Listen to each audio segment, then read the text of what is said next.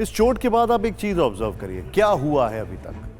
हुआ यह है कि सारा फोकस उनकी चोट पर है, और वो चोट लगी कैसे, बनस्पत इसके कि आखिर बंगाल में क्या सही हुआ, क्या गलत हुआ, चुनावी मुद्दे क्या हैं, और उनका मैनिफेस्टो क्या है जो कि डिले हो गया। खैर, ममता बनर्जी पर हमला हुआ या नहीं हुआ, इसे लेकर पिछले 24 घंटे से सवाल जवाब का सिलसिला जारी है। हम आगे बढ़ने से पहले आपको दिखाते हैं कि ममता बनर्जी का काफिला कैसे चलता है और उनकी सुरक्षा के क्या इंतजाम होते हैं। ममता बनर्जी की Z+ सिक्योरिटी मिली हुई है उनको। अब आप समझें, उनके काफिले में 18 गाड़ियां शामिल हैं। ममता के काफिले में सबसे पहले एडवांस सिक्योरिटी कार होती है, पायलट कार जिसे कहते हैं यहां पर। इसके बाद पायलट कार होती है, और फिर तीसरे नंबर पर पायलट कार होती है। यहां पर देखिए, पायलट कार के पीछे डायरेक्ट सिक्योरिटी की कार होती है। उसके बाद काफिले में VIP कार शामिल होती है। फिर दूसरी एस्कॉर्ट आती है। एस्कॉर्ट कार के पीछे 2 जैमर गाड़ियां होती हैं, और जैमर गाड़ियों के पीछे एक स्पेयर VIP कार होती है। अब स्पेयर गाड़ी, ताकि अगर सीएम की गाड़ी खराब हो जाए तो सीएम इस स्पेयर कार का इस्तेमाल कर सकें। उसके बाद काफिले में पहली एस्कॉर्ट गाड़ी आती है, फिर 2 इंटरसेप्शन कार होती हैं। उसके बाद महिला पुलिसकर्मी की गाड़ी होती है। महिला पुलिसकर्मी की गाड़ी के पीछे एम्बुलेंस चलती है। उसके बाद सुरक्षा कर्मियों की 3 गाड़ियां होती हैं। फिर काफिले में टेल कार चलती है, और सबसे आखिर में स्पेयर इंटरसेप्शन कार होती है। पूरा काफिला दिखाने का मकसद यह है कि अगर कोई मुख्यमंत्री इतने तामझाम के बावजूद सुरक्षित नहीं है तो फिर यह बहुत आश्चर्यजनक है। आपको याद होगा जॉन F. कैनेडी ने क्या कहा था, security of a person shows how insecure he और शी इज। यानी कि इंसान की सुरक्षा से यह पता लगता है कि वो कितना अपने आप को असुरक्षित महसूस करता है। खैर, बतौर मुख्यमंत्री ममता बनर्जी को Z+ सिक्योरिटी मिली है। फिर उन पर हमला कैसे हो सकता है, लेकिन एक सच्चाई यह भी है कि ममता पर हमले पहले भी हुए हैं। 1990 से लेकर 2008 तक ऐसा कई बार हुआ है, और हर बार बंगाल की सियासत में ममता बनर्जी का ग्राफ ऊपर ही हुआ है।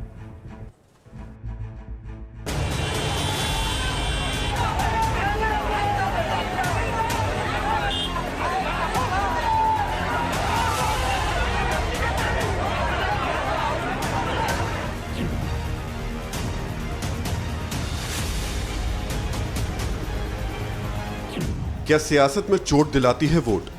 ये सवाल यूं ही नहीं उठे, इसके पीछे एक बड़ा राजनीतिक इतिहास रहा है। खासकर ममता बनर्जी की बात करें तो उनके साथ जब जब ऐसा कोई हादसा या कहें हमला हुआ है, तब तब उनका सियासी ग्राफ ऊपर उठा है।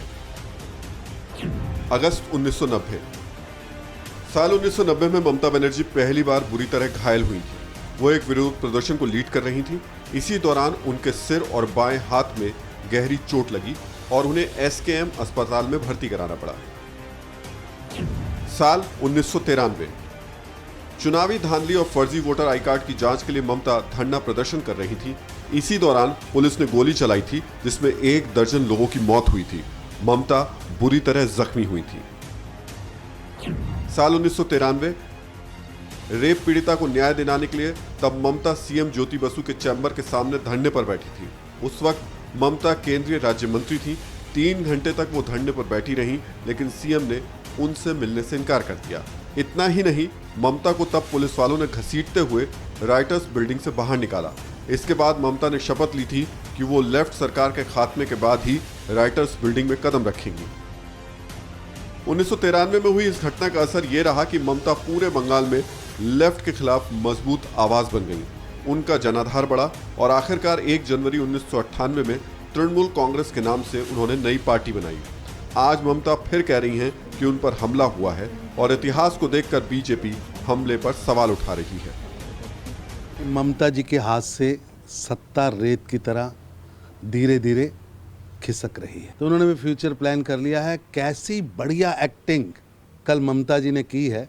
अब टॉलीवुड और बॉलीवुड में महिला खलनायक की जो जगह काफ़ी समय से खाली थी, ममता जी उसके लिए उपयुक्त उम्मीदवार हैं। सियासी पखंड, ये सियासी पखंडी करने में माहिर है, और चुनाव के पहले जब उन्हें ये महसूस हो रही है कि नंदीग्राम में उनके लिए मुश्किलें बढ़ रहे हैं, तब उन्होंने ये सोचा कि अभी एक नौटंकी की जरूरत है, ये पखंडी की जरूरत होती है, तो इसलिए पखंड किया जाता है।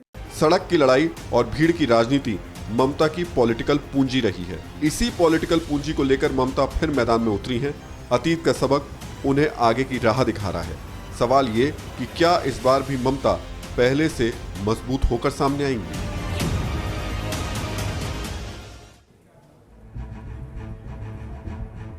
अड़ी सोमवार से शुक्रवार शाम 6 बजे सिर्फ TV9 भारतवर्ष पर।